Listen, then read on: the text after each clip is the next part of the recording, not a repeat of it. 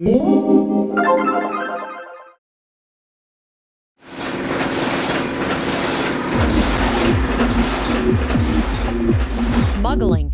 theft, and other violent crimes are just a few of the unintended consequences of cigarette tax increases, as outlined in a 2008 study by the Mackinac Center.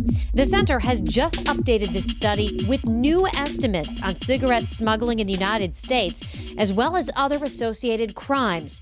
Unfortunately, Detroit's last remaining cigarette wholesaler knows all of this firsthand. 30,000 at $2 a stamp. This is $60,000 right here. George Deza is the co-owner of Martin and Snyder Product Sales, a company which wholesales many different products, including cigarettes.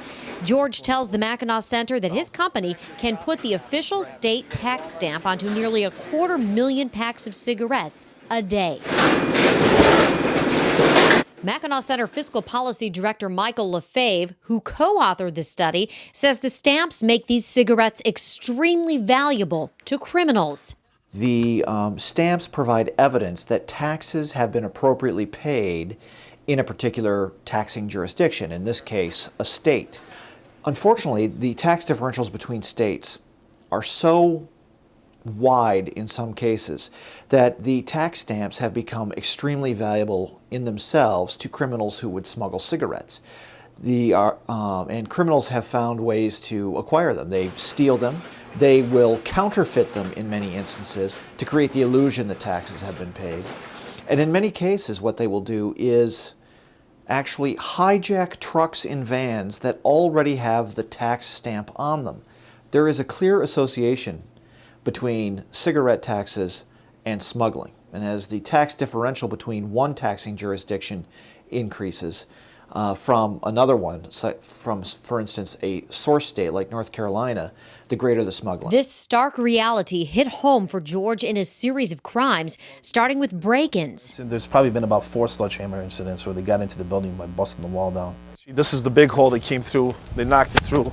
They tried here. They found out they were in the wrong spot. This ended up against the pallet, so they knocked this in. I know once they got inside, they were probably in for about 10 minutes moving the cigarettes out. And worse, in 2005, 2 of his company's trucks were hijacked just a half-mile from headquarters. I can tell you that the worst day of my life was that morning after the second hijacking when the drivers got kidnapped. We found them. We had about 80 deliveries to go the next day. And my drivers all came in and they were looking at me. They said, "George, we're afraid to drive these trucks. What are we going to do?" Then an attack on a longtime customer. A gentleman came in, picked up his order, which he's been doing for years. And, of course, he paid for it, put it in his car. While he was leaving here, he was followed. And I guess the gentlemen were watching him from the stalled on him. One of the thieves jumped in the car with him. Ended up shooting him. George is now forced to spend a lot of money, as much as 12% more in his overhead costs, to keep people and his business safe. We have always had to be very careful, but now that it's gone up, it's so high in price, and now we have like full-time security watching over our trucks, 24-hour securities at our facility here.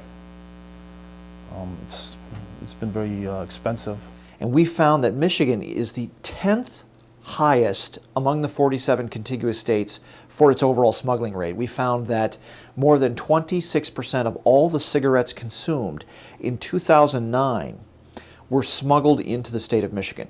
But of course, we pale in comparison to the top states. For instance, Arizona was our #1 state. We found that 51% of the market, that is, all the cigarettes consumed in 2009, were smuggled into Arizona.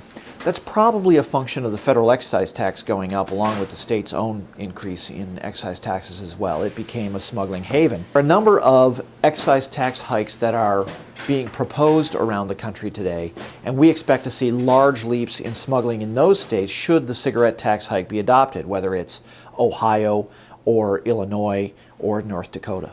Smuggling is not the only unintended consequence of high cigarette taxes. We have seen, for instance, violence against police, against individuals, against property. We have seen counterfeit cigarettes brought in from China on a rather large scale. Our prohibition by price with cigarettes is causing the same unintended consequences as alcohol prohibition did in the 1920s and early 1930s.